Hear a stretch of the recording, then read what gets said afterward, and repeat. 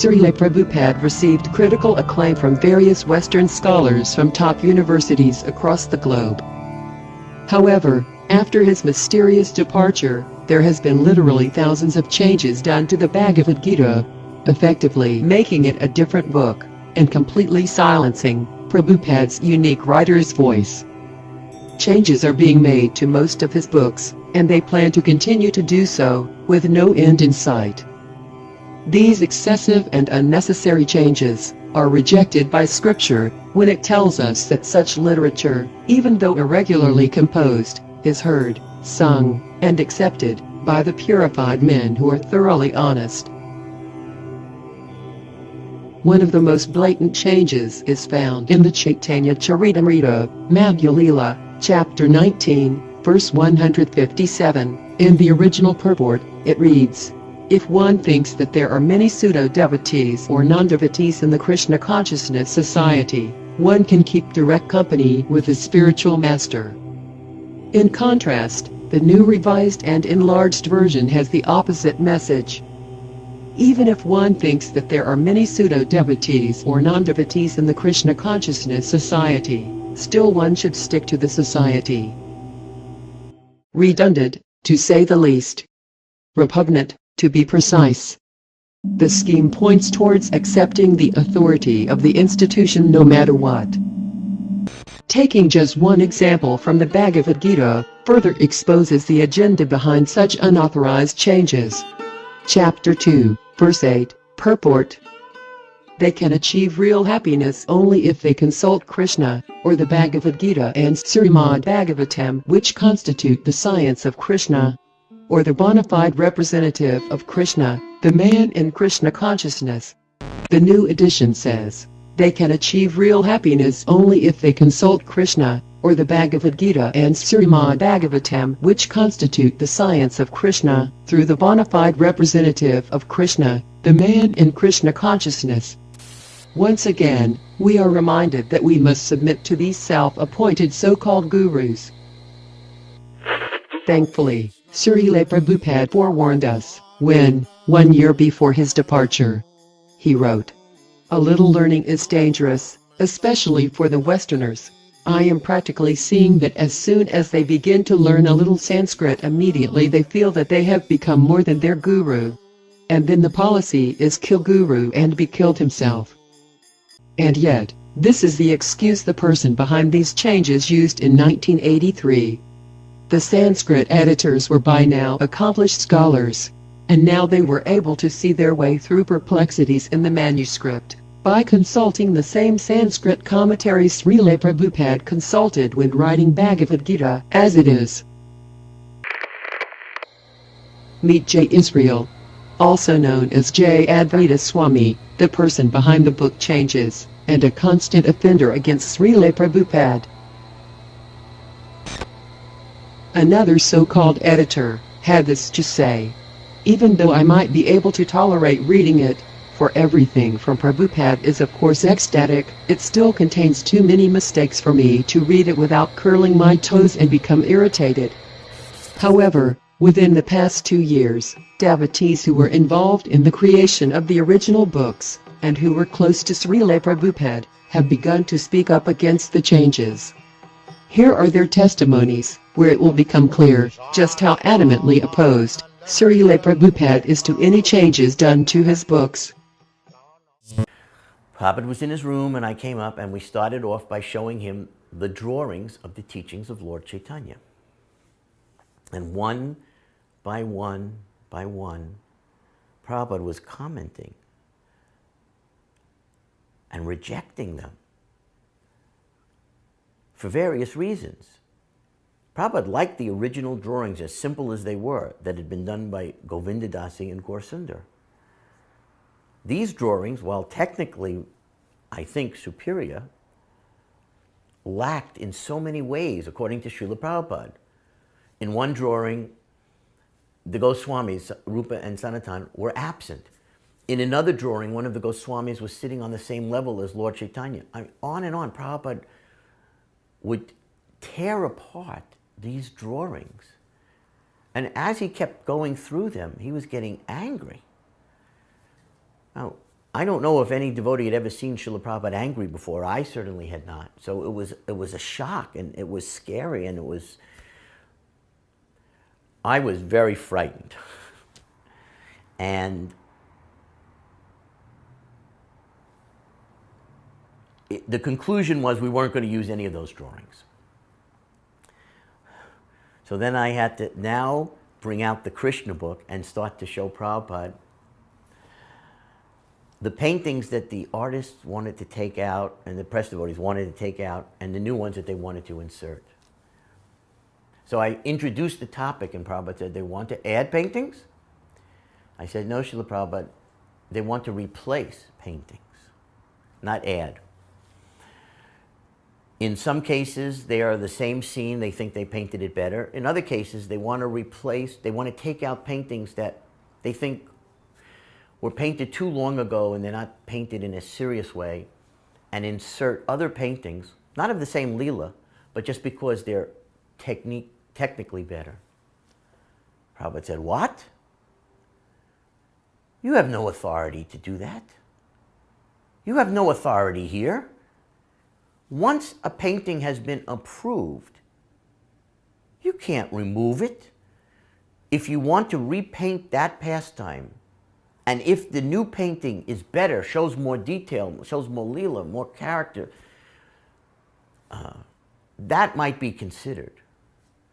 But just to take one painting out, to put a different one in, no, you cannot do that.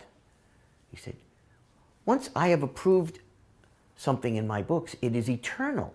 Once a painting is approved, it is eternal. You have no authority. I said, oh, okay. So I said, do you want me to show you what they're proposing? And very unhappily, he said, okay. So I started to show Srila Prabhupada the paintings, one by one, that they wanted to insert. One of them was a painting of Krishna killing Putana. Now, we had a painting of Krishna killing Putana, so this, I think, would have fit the category of we're taking an old one out and putting in a better one. Prabhupada looked at it. He made a face. This was printed in the second canto. I don't know if they still use it. And Prabhupada said, that is an ugly black mass. That is not superior. Rejected. Okay. And on, I showed Prabhupada a painting of Krishna sitting on the rocks, which I thought was beautiful. Prabhupada thought his hair was too long and wild. Rejected. And besides, you don't want to add, you want to take out a painting that I have already approved for that? No, rejected. And as I kept showing Srila Prabhupada these paintings, the anger that had started with the line drawings for TLC had grown to almost like roaring proportions. At one point, he was pounding his fist on the desk, saying, this is what I'm afraid of, that you will make changes in my books that will ruin them. No, you have to get permission. You cannot do this. So finally, I had one last painting to show Srila Prabhupada. I said, Prabhupada, they want to take out the painting of the Ras Leela and insert this new painting of the Ras Leela that appeared in the third canto. Prabhupada didn't say a word for a moment. From his sitting room, he can look into his bedroom where he sees this beautiful painting of the original Ras Leela that Devahuti did hanging on his wall. So he's looking at that painting. Then he looks back at the print of the painting that we wanted to put in his book. I said, you think this is better? This is a hippie dance. Their heads are not covered. Krishna's hair is wild. The gopis' hair is wild. Hippie seeds. Hippie dance. Rascals. They're all rascals. Prabhupada was so angry. He was banging his fist and yelling at me. At that time, his servant Sudama came running in because he heard the yelling. He couldn't imagine what it was. He opens the door. He sees Prabhupada like Nrsingadev. He couldn't even get down to offer his obeisances. He was so terrified. He stood in the doorway. On one foot, he lifted himself up with his other foot and covered his eyes. He couldn't bear to see the scene. And then Prabhupada said to me, "Get out." And he threw us both out. It was the first of many lessons that Prabhupada gave me about making changes in his books.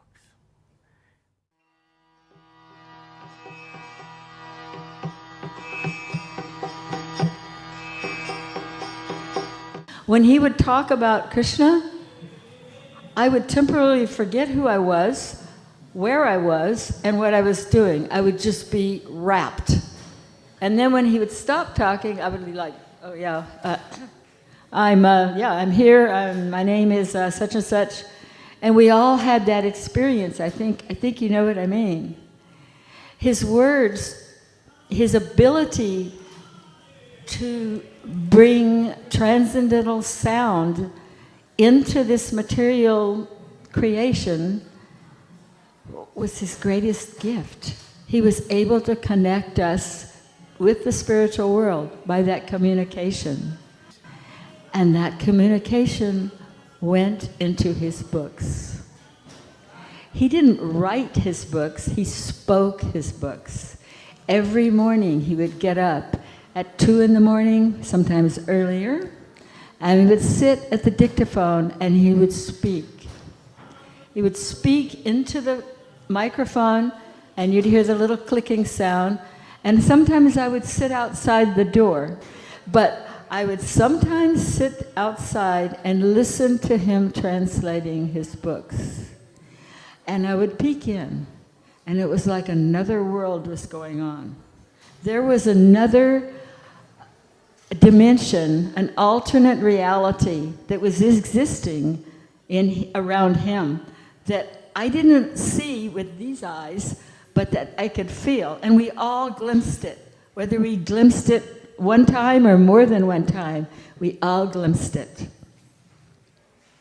One time in Boston, we had these big keyholes, you know, those old-fashioned keyholes. And I didn't want to bother him, so I would peek in the keyhole to see if he needed anything. I could usually tell if he needed water, if he needed something, so I would just peek in the keyhole. And I remember one time, I had this overwhelming experience, you know, like Mother Yashoda looking at Krishna's mouth or something like that, you know? Peeked in the keyhole, and he was sitting, and with the Bhagavatam open, singing the verses, and just dramatically chanting and talking, and for a few moments, I realized he's not alone in there. There's demigods, or there's beings I can't see. And I remember going, wow, I'm living in this house, I'm cooking the meals and cleaning the floors and doing the laundry, but I haven't got a clue who he really is. I remember telling Satsarup, we don't know who he is. We have no idea who he is. And I think that that's something we really need to revive in our ISKCON movement, is who Srila Prabhupada really is, the divinity that he really is, the dimension that he came from. He often said, I didn't write these books, Krishna wrote these books. And this is so true. He didn't actually write them. You have to understand he spoke them. Early, before he came from India, he might have written, he did. But once he was with us, he had a dictaphone from day one. And that dictaphone was his treasure. What I wanted to stress is his Vani, the mystic qualities of Srila Prabhupada, and the fact that what he spoke is sacred. Can't be changed, can't be altered, can't be improved upon. I personally made the mistake of trying to correct him once. Yeah, what happened was, it was with good intentions. But sometimes things with good intentions don't work out that way. And he was going to be speaking the Brahma Samhita The materialistic demeanor cannot possibly stretch to the transcendental, you know what I mean, to the transcendental autocrat, that from Brahma Samhita, which his spiritual master had spoken, and which he adamantly said, don't even change a comma of that. Don't touch it, because it's called Arsha Prayog. You never touch the speech or the writings of the Acharya. It's Apirat. So, because he was going to be speaking this on a record album, I wanted him to put his best foot forward. I had a kind of a motherly feeling there. I did, didn't I? And he pronounced analogously and analogously, because I typed it up, then he read it to me a couple of times to practice. We were going to record it at the studio. You remember that? Remember we went to record it? Okay. So before we went, he had it written and he read it to me, and I listened, and you know how he was practicing. And I said, Srila Prabhupada, actually, I think that word is pronounced analogously. He flashed fire in his eyes, and he said, you pronounce it your way, and I'll pronounce it my way. And guess what? He pronounced it analogously. Anybody can listen to that record album, and I think that was a British pronunciation, but I was unaware of it, perhaps. Anyway, I learned the hard way. And I think this is something that we really need to address in ISKCON now, is Srila Prabhupada's books. They have to remain as he spoke them, because the sound vibration is sacred. And what's so miraculous, which I consider incredibly miraculous, is that just recently, within the last year, a 320-something page transcript that was thought to have been burned in a fire long, long ago, some 30 years ago, suddenly resurfaced. It was just lost at the archives. Nobody knew it was there. And it was it's full of nectar. It was Rameshwar's transcript for the book, for the Lilamrita. This is it. I had it printed out. But there are some very, very significant points about the books that are made. And this is long, you got to realize this is long before there was ever any kind of a BBT edit or book editing issue or any of this. None of this existed at that time. We just had Prabhupada's books. We were happy, satisfied. There was no anticipation of this. But remember, Srila Prabhupada has mystic opulences. He could foresee all this easily. He could foresee that his books would be changed. And he also made plenty of arrangements in advance by multiple levels of instructions not to change a word.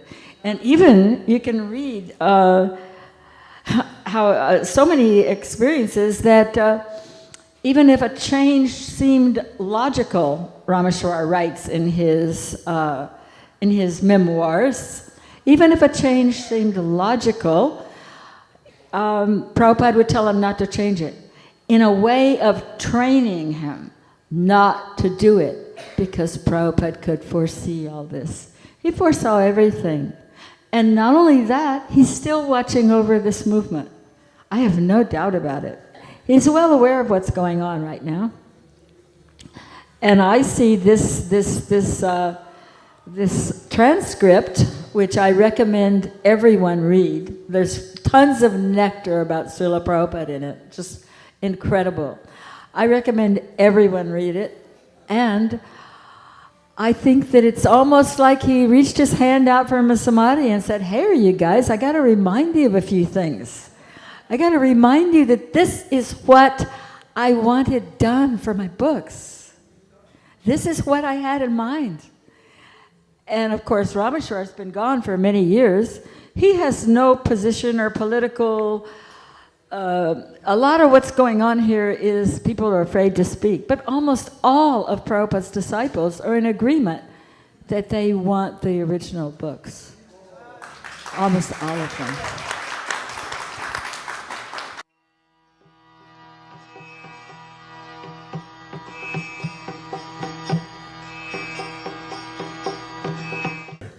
I had no taste for Prabhupada's books, but I opened one day, and I started reading it.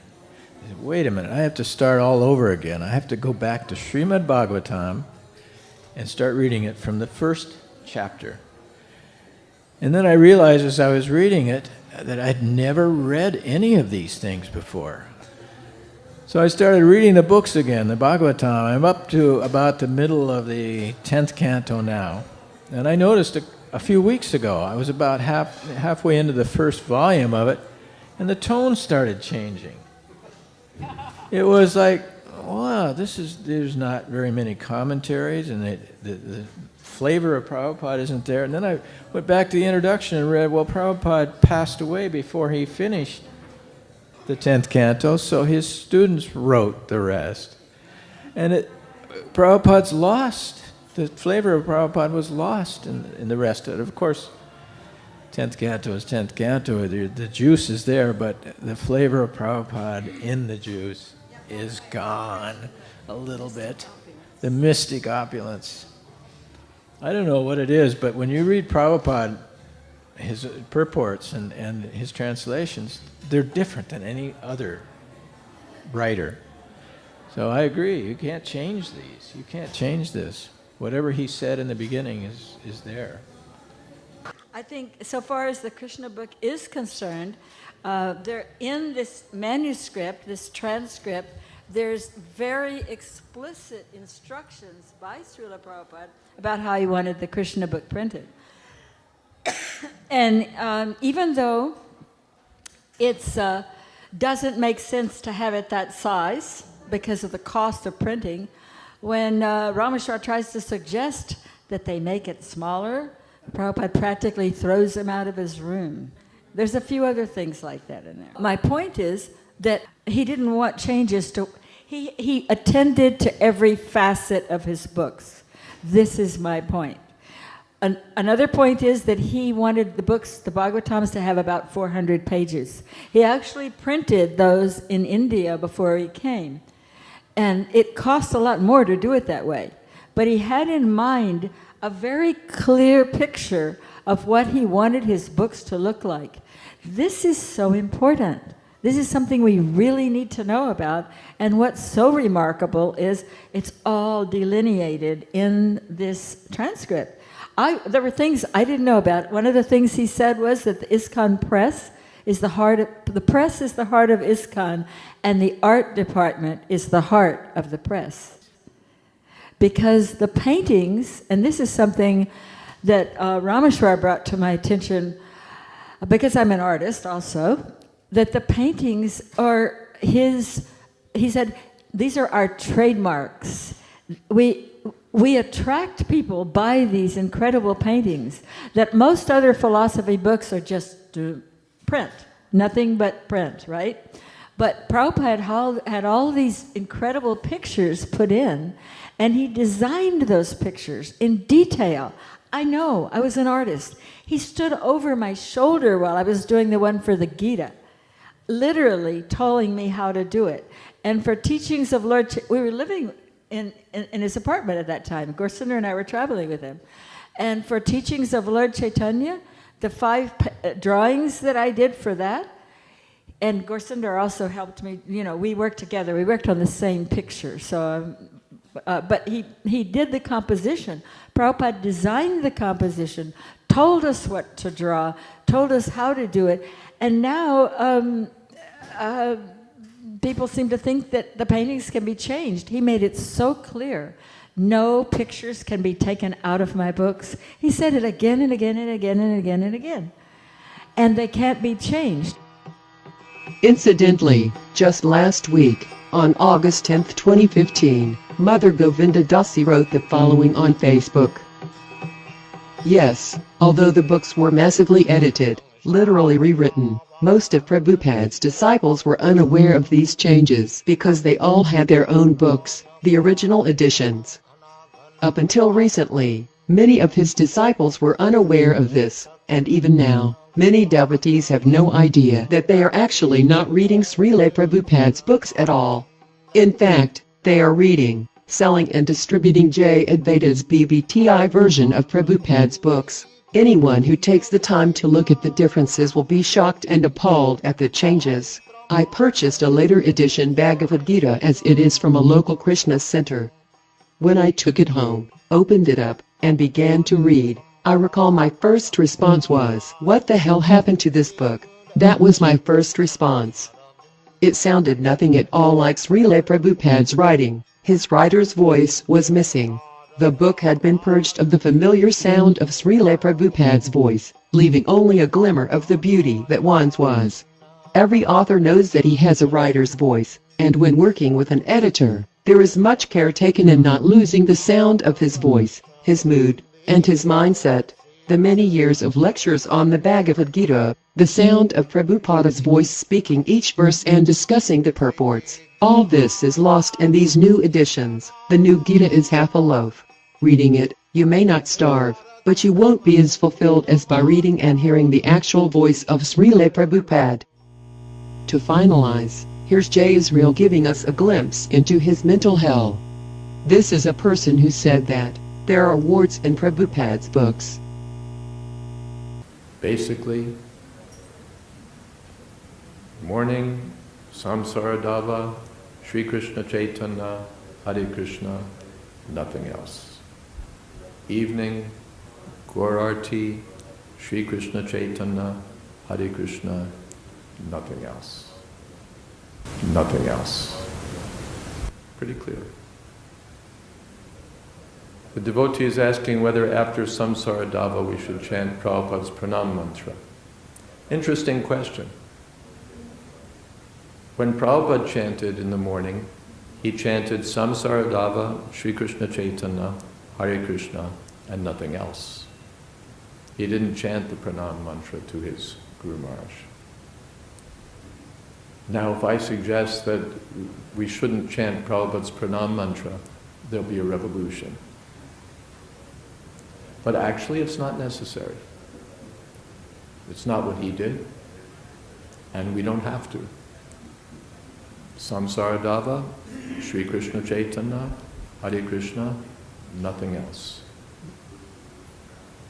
So when someone who's not Prabhupada's direct disciple begins by offering pranam mantras to Prabhupada, my hearing takes a beating. I think, what's wrong with this person?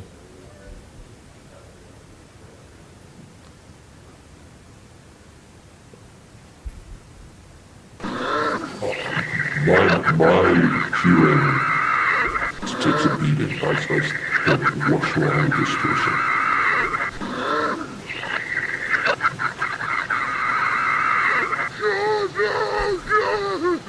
But at least don't start with Prabhupada's pranam mantra. You're totally contrary to the tradition if you do that. At least begin with Prabhupada's. Begin with Samsaradava. The next thing that disturbs me, sometimes we hear right in the middle of Samsaradava, Jaya Prabhupada, Jaya. What the hell is that? Jaya Prabhupada, Jaya. What the hell is that?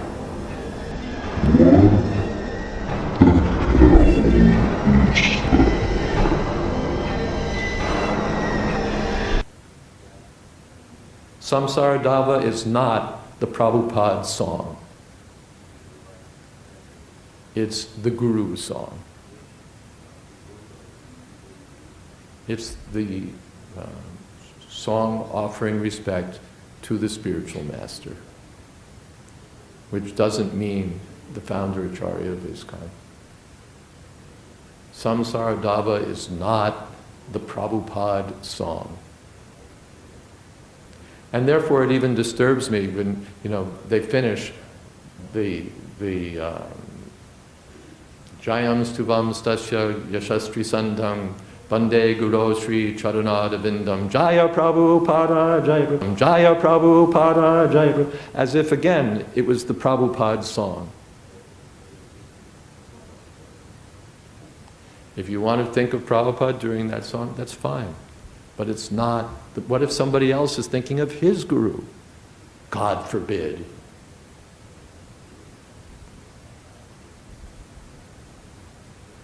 Then you've spoiled his meditation because you're thinking it's the Prabhupada song.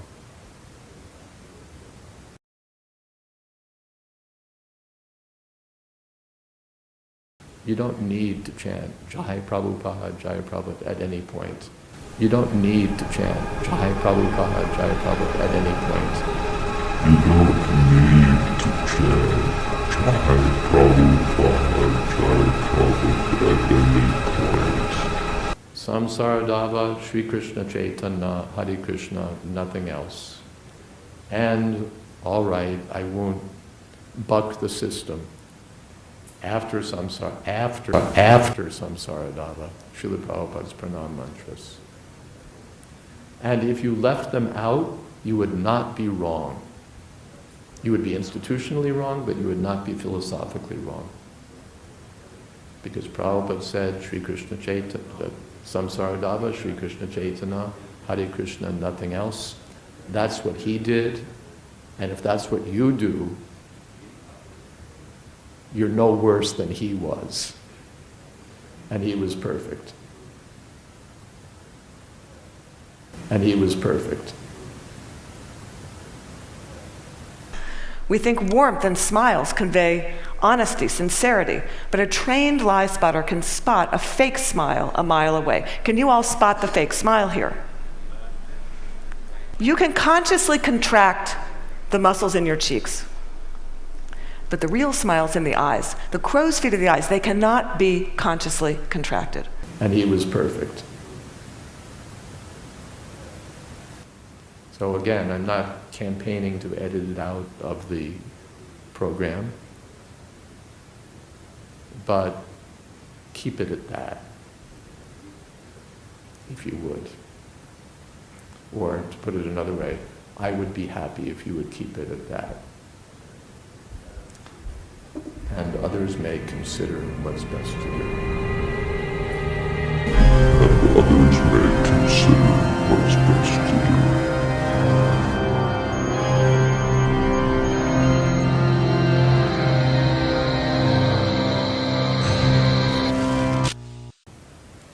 Is that clear?